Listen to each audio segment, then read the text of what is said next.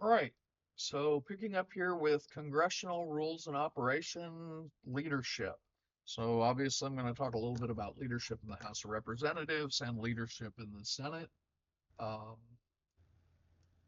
Starting with the House of Representatives, um, the top leader in the House of Representatives is the Speaker of the House. The Speaker of the House, on any formal occasion, the Speaker of the House is the person sitting behind the lectern with the gavel. When the State of the Union comes along, you see the Speaker of the House is the person sitting next to the Vice President. Um, the Vice President is there because he's the president, he or she uh, is the President of the Senate. The Speaker of the House represents the House of Representatives. But during things that involve just the House, no Vice President, just the Speaker of the House. Um, the Speaker is more importantly than sitting behind the lectern, though, the speaker is the the elected leader of the entire House of Representatives. They're the most powerful member. They set the legislative agenda. They often can keep bills from even coming to the floor. Sometimes they can keep bills from even getting to committee. Um, they they can play a role in deciding which committees bills get sent to. So if the speaker likes a bill and thinks it would have a better chance in one committee than another, can the speaker can send it to that committee. The speaker is also involved in setting the calendar. The speaker is involved. The speaker picks the committee members, technically all of them, but especially the chairs of the committees. Um, the speaker, um, the speaker has the power to keep people off committees, that they and even to take people off committees that they've served on for a long time. So there is a lot of power in being the Speaker of the House. Um, right below the Speaker of the House are the majority and minority leaders. So these are the leaders of the majority and minority parties in the House. Um, they help shape party strategy, coordinate legislative efforts, and communicate with the members. So the most powerful Democrat in the Senate right now because in the House right now because the Republicans control the House of Representatives, the most powerful Democrat is the minority leader. Um, and even though that's limited power because they're in the minority, it's still pretty powerful as a leadership position in terms of national leadership. It's a very visible position. And it's a position that has the power, especially with a closely divided House, just a few seats difference. The minority leader can play a lot of an influential role. So it's not a role of having this sort of absolute power that the speaker has. It's more influential. But the minority leader is does have a lot of power over committee appointments on the minority side. So the minority leader typically picks the people that will represent the minority on the committees. So uh, whips. Um, Whips are um, an office that assists majority minority leaders in getting people in line to vote. Um, so the idea is that they whip the members into line. Um, that's the word comes from just what you think it is. The idea is they're going to make sure that people toe the party line. Um, More importantly than, well, not necessarily more importantly, but one of the whip's jobs is to do a thing called a whip count. So if there's an important piece of legislation coming up and maybe the executive branch, maybe the president and vice president are involved in pushing for it, um, one of the things that they want to know before it comes up for a vote is where do we stand? Who's going to vote for it? Who's going to vote against it? And that's done by the whips, and it's called a whip count. And so it's just a count of how many people do we have on board to pass this in our own party, not worrying about the other party. It's in our own party, who can we count on? And again, when things are really close like they are now, just a few members dividing the two parties, in terms of numbers of members, This is a really important job because you lose one or two, then you have to rely on the other party to pass your bill. Um, committee chairs. Committee chairs are really important. They lead the committees. They have a lot of power in setting the agendas of the committees. So if the committee chair is really wanting to slow down a bill, they can push it back. They can bring other things in first. And they can make it so that a bill waits a long time before even getting heard in committee, let alone getting voted on by the committee, let alone going to the floor for a general vote. Um, they're also responsible, mostly through their staff, but with their staff, they're responsible for drafting bills. If the committee is going to draft a bill, the committee chair has a huge influence over what happens. Um, so committee chairs are extremely powerful, especially the chairs, like the chairman of the Ways and Means Committee. Um, I don't recall the exact case, but there's, I think, been a case of a chairman of the Ways and Means Committee who uh, declined to run for Speaker of the House because they felt they had more power as chair of the Ways and Means Committee. Uh, and that would be potentially a valid argument. So these can be very powerful offices. Um, what about the Senate? Well, the Senate is pretty similar, but the titles are different. One big difference is that while the Speaker of the House is elected by the House of Representatives, and it's usually the top guy in the majority party, in the Senate, um, the President of the Senate is the Vice President of the United States. Um, the only power of the Vice President is actually, well, the Vice President can preside and can bang the gavel if somebody's out of order. They don't normally do that. The important power is that in the event of a tie, they can vote. And so the really interesting thing here is, so the president of the Senate, because they're not elected by the Senate, you can have a Republican majority president, a Republican majority Senate with a Democrat president because the vice president's a Democrat. Um, you can have a Democrat majority Senate with a Republican vice president being the president of the Senate. And so Kamala Harris was the vice president who presided over the Senate throughout Biden's term. And at various points in there, she had to break a lot of ties because it was closely divided between Republicans and Democrats um, throughout Biden's term. So it can be so even though this is the only thing that the vice president has, sometimes it can be very important, depending on how much division there is. If it's a 51 to 49 Senate, um, it can be very important. On those occasions where it's a 50-50 Senate, it's as important as it could possibly be. Um, so what about when the president the president of the Senate has other things to do. We all know the vice president is the one that goes and attends all the state funerals whenever a leader dies around the world. So they're out there attending funerals and things. Um, who's up there with the gavel? Well, theoretically, it's the president pro tem, which is a senior member of the majority party. Um, Usually, it's the member of the majority party who has been there the longest, who has the most years in the Senate. Um, does the president pro tem always sit there with the gavel? Well, no. They pass the gavel off to other people quite often as well because, they're serving on committees. So if they have to go to a committee hearing, while all these committee hearings are going on, the actual Senate chamber is open.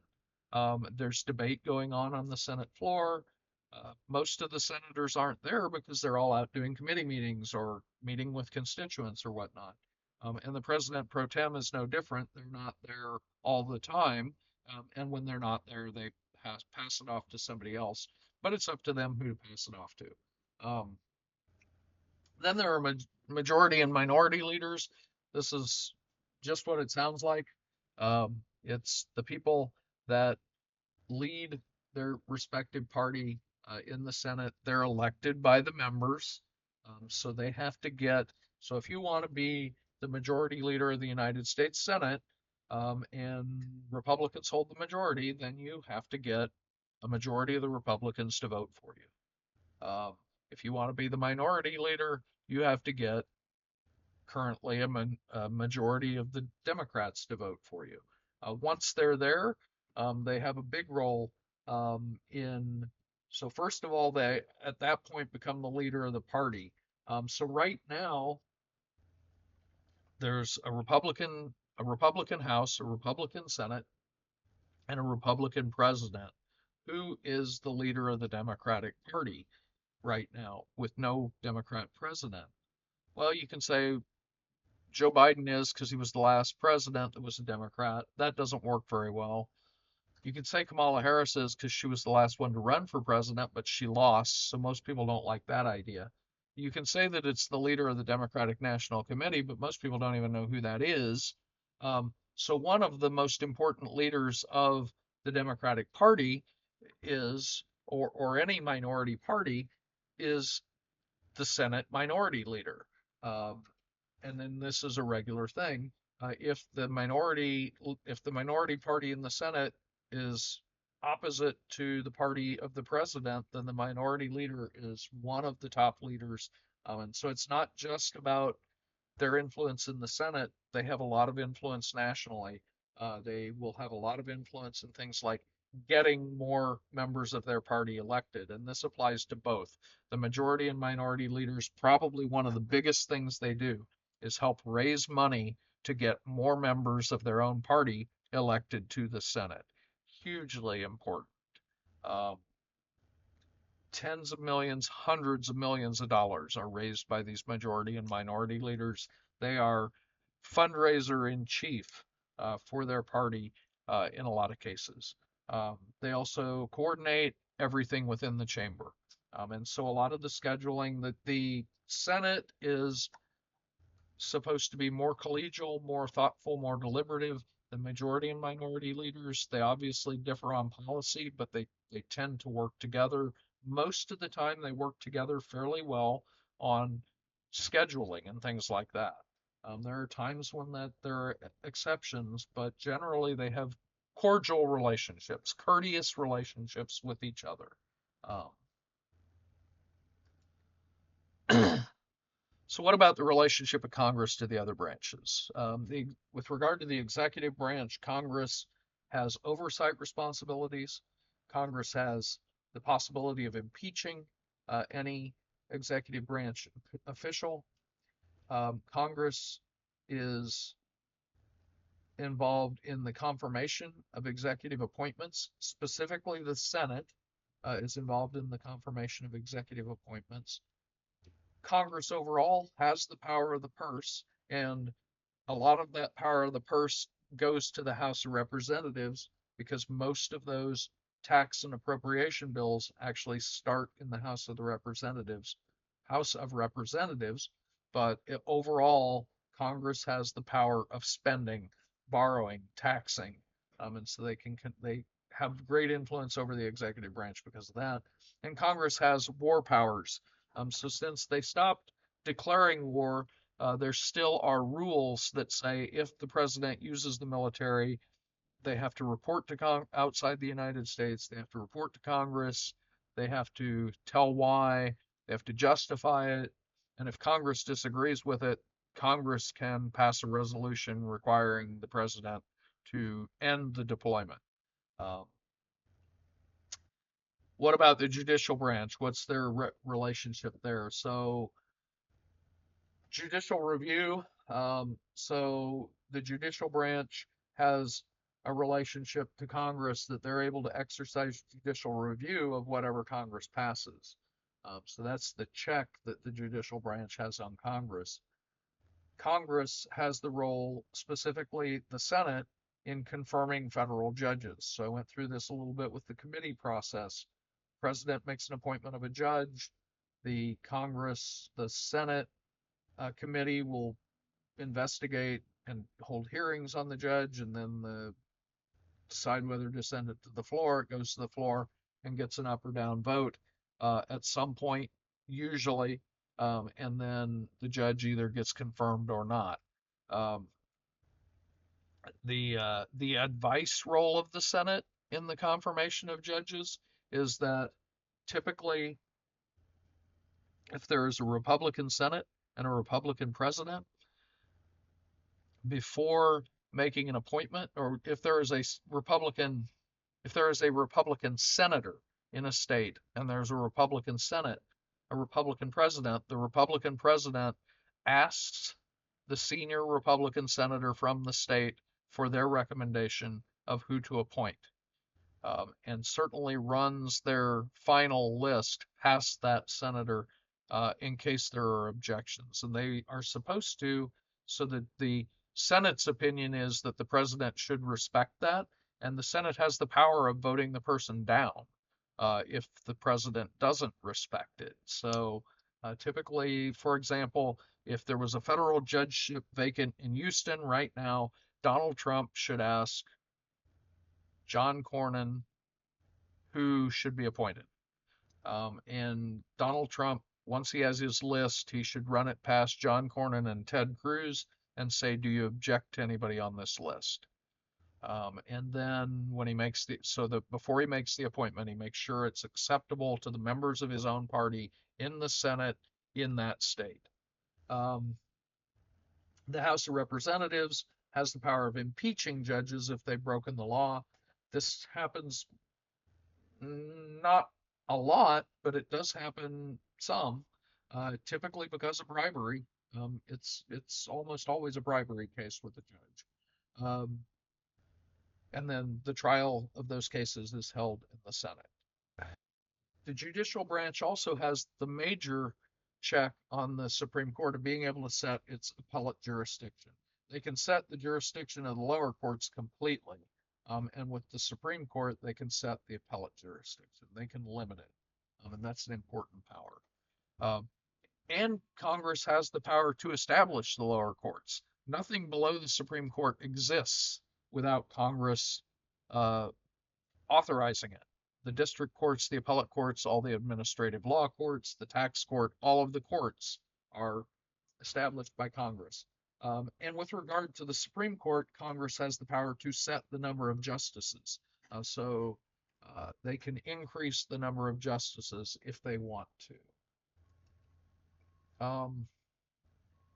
With regard to executive agencies, so a lot of laws are passed by Congress and they just set broad goals and guidelines, right? So Congress doesn't necessarily get into the super nitty gritty of how things are going to be carried out. They actually leave that up to the executive agencies. So they pass laws, the agencies then pass regulations to implement the laws. And the regulations are much bigger and much more detailed. You can think of it as kind of a reverse pyramid. You've got the Constitution at the bottom, which is a few pages. It's very, very minimal. And then you have the US Code, which is the stuff passed by Congress, which fills several books. And then you have the regulations, which are in the Federal Register, which are several books per year since the country started. So you have kind of a reverse pyramid, and that regulation part is way bigger than the Constitution, but it's quite a bit bigger even than the laws. An example, the DEA. Congress passed the Drug Enforcement Act, but the entire thing of scheduling which drugs go where is all done by the DEA. Congress can override their decisions, but very rarely does. So Congress has, given them the power to schedule drugs. The DEA, since the passage of the Drug Enforcement Act, has always put marijuana as a Schedule One drug, which is very high potential for abuse and no medical value, or very limited medical value. That means it's very hard to prescribe for medicinal purposes. There's actually no federal law that allows it really to be prescribed for medical purposes. It's all states allowing it. But that power was given to the DEA by Congress.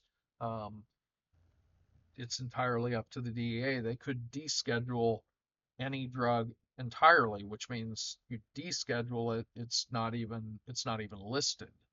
They can also move drugs down the schedule, like moving it from Schedule 1 to Schedule 3, which is where most prescription drugs are. Uh, so, so that's one example of the relationship to executive agencies. A little brief bit about other congressional organizations. So the Congress has some offices that help it do its excuse me, help it do its job. The first one is the Congressional Budget Office. Its job is to provide nonpartisan analysis of budgetary and economic issues to Congress. Congress has to know, if we pass this tax increase, how much money is it going to generate? Um, they can't just say, um, you know, we think it'll generate this much. It has to run through the process with the nonpartisan process where these economists and finance people in the CBO look at it. Um, they will also, if they're going to pass a tax increase, they're going to want to know what the economic effects are of that, not just how much money it's going to bring in, but is it going to diminish economic activity? Is it going to improve economic activity? Is it going to shift economic activity from one area to another? The Government Accountability Office um, is just what it sounds like. It's part of Congress that investigates how federal programs are being administered. So it's part of accountability of the executive branch. Uh, And then the Congressional Research Service is important. It puts together, so it's part of the Library of Congress, and the Library of Congress has everything in it. All the books published in the United States ever are in there. Um, and the Congressional Research Service has the job of writing briefs on issues for Congress. So they'll do reports, briefs, analysis. If there's any issue out there that you're interested in, if it's been in front of a congressional committee and it's not classified, you can probably find a Congressional Research Service brief on the or report on the subject. If you ever have to do any kind of research report for something on anything to do with something Congress might have looked at, look for the CRS brief. It's better than a Wikipedia page for getting started. And it probably, yeah, you should visit it before you visit. Well, Wikipedia pages are pretty simple. The CRS briefs are a little longer, but they're also brief. I mean, that's the point. They condense the information, they give sources so you can find out more, but they give things in a narrative that's usually pretty easy to understand, even for a congressperson, even simple enough for a member of Congress to understand. And that's a good place to leave it. I'll see you in class soon.